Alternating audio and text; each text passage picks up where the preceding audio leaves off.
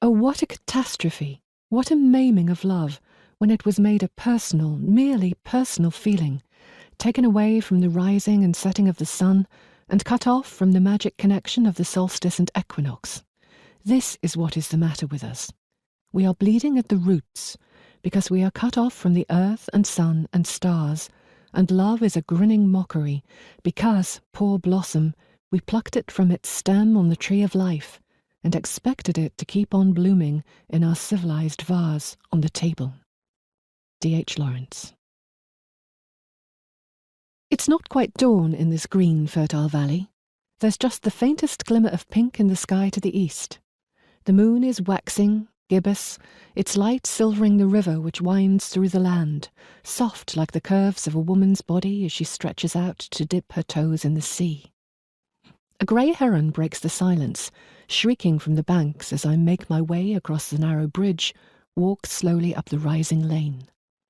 At the crossroads, 3 hares are sitting quite still in the middle of the road. They scatter when they become aware of me, tails flashing white in the moonlight, then vanishing into the dark. Up I go along the stony, uneven track to the high bog, face to the Seven Sister Mountains, silhouetted now against a gradually lightening sky. I wind back along a tiny path to cut home across the fields, but first I have to navigate the ford, a shallow pool in a sheltered hollow through which a deep and fast-flowing stream can be crossed. The ford froths blood-red at the edges with iron precipitates, and I creep down to it carefully, half expecting to catch a glimpse of the Ban Ni, the washer at the ford, the old woman of legend who scrubs clean the bloody clothes of slain warriors. After all, this morning is Samhain, the old seasonal Gallic festival which marks the beginning of winter. And on this night, my ancestors believed, the passage between this world and the other world is open. Behind the ford is a single clearly defined hill, a green breast rising from the soft contours of the land. It is crowned with heather, wiry and dormant now, spreading across its crest like a wide brown nipple.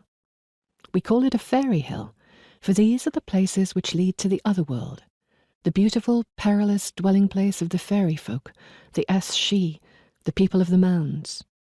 Once upon a time, inside a hill like this, Celtic women were transformed into the wisest creatures in the land.